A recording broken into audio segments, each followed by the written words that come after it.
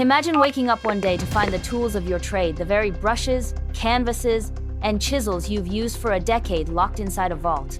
You have the key in your pocket, but the lock has changed overnight. A man in a suit stands by the door and says, "You can use these again, but you have to pay me rent. Every single month, forever. And if you ever stop paying, we burn the vault." This isn't a dystopian fiction. This is the reality for millions of creatives, designers, and filmmakers right now. We are talking about the single most brilliant and perhaps most hated business maneuver in modern tech history. This is the story of how Adobe turned its users into perpetual tenants and built an empire that made them legally invincible. The stakes here are terrifyingly simple. If you stop paying Netflix, you just can't watch Stranger Things anymore. It's annoying, but life goes on.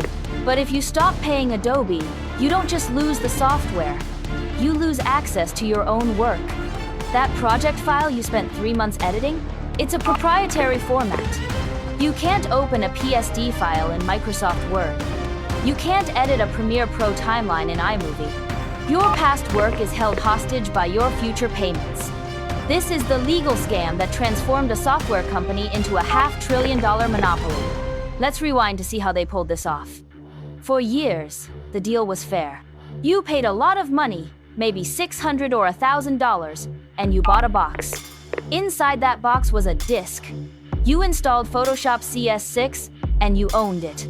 It was yours. If you didn't want to upgrade next year, you didn't have to. You could use that software until your computer disintegrated into dust. But in 2013, Adobe looked at the math and realized something crucial. They didn't want customers, they wanted subscribers. They realized that selling you a box once every 3 years was good, but forcing you to pay $20 to $50 every month until the day you die? That is infinite money. So, they killed the box. They launched Creative Cloud, and the world freaked out. Petitions were signed. Forums exploded with rage. Creatives screamed that this was extortion. And you know what Adobe did? They smiled. They knew you had nowhere else to go.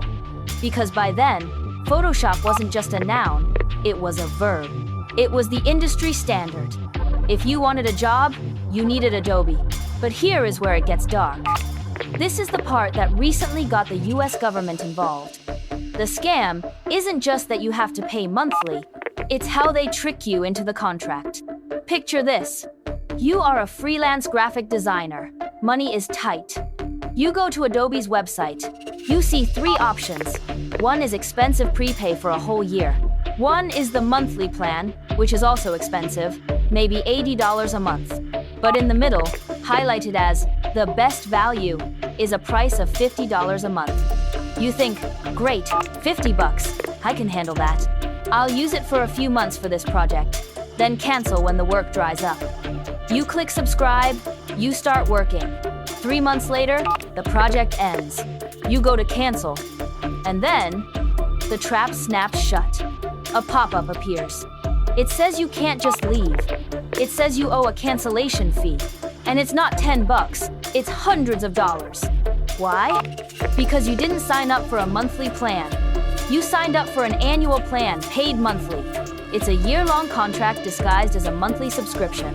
In the fine print, which nobody reads, Adobe buried a clause stating that if you cancel early, you owe 50% of the remaining contract balance. Think about the brilliance of that trap. They lure you in with the lower monthly price, hook you into a yearly commitment, and then punish you for trying to leave. It is the Hotel California of software. You can check out anytime you like, but you can never leave without paying a massive exit tax. This specific practice became so aggressive, so notorious, that the United States Federal Trade Commission, the FTC, finally sued Adobe. They called it a hidden fee trap. They alleged that Adobe designed the cancellation process to be a labyrinth. Users reported dropped calls, endless chat loops, and buttons that were impossible to find. It was designed friction. They made it harder to quit their service than it is to quit a gym. But even with the lawsuits, the model worked. Adobe's stock price didn't just go up, it went vertical. Their revenue skyrocketed. Why? Because Wall Street loves a hostage situation. They love recurring revenue. It's predictable, it's safe, It turns a volatile tech company into a utility company, like your water or electric bill. And this brings us to the invincibility aspect. Why hasn't a competitor killed them yet? Why don't we all just switch to Canva or DaVinci Resolve? Because of the ecosystem lock-in. Adobe didn't just build software, they built a language. If you work in a creative agency, you send files back and forth. You send an InDesign file to your publisher. You send an After Effects file to your animator. If you decide to be the rebel and use a different software, you break the chain. You become the person who can't open the attachment. You become unemployable. This is the moat. It's not about the features anymore. Other programs have great features. It's about the file formats. By controlling the proprietary file types, Adobe controls the industry. They own the roads we drive on.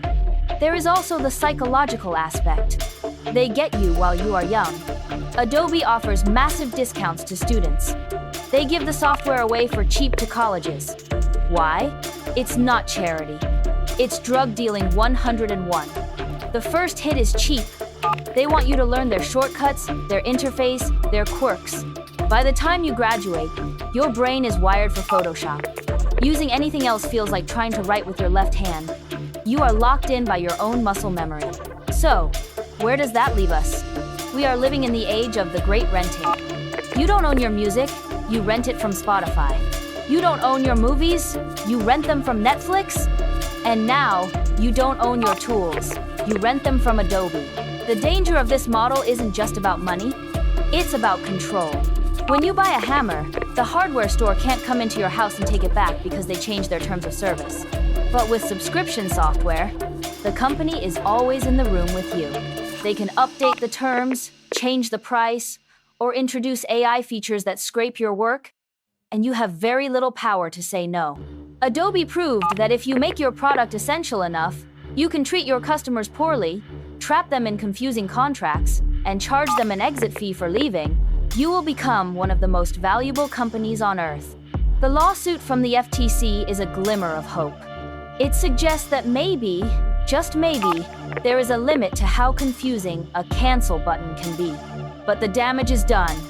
The industry has watched Adobe's success, and they are all copying it. Every app, every tool, every service wants to be a subscription now. They all want to build their own little prison with a monthly rent. So the next time you open Photoshop and see that loading screen, remember, you aren't just a user. You are a tenant on digital land that you will never, ever own. And the landlord just raised the rent. Don't forget to subscribe our channel if you want to get similar type of videos on YouTube.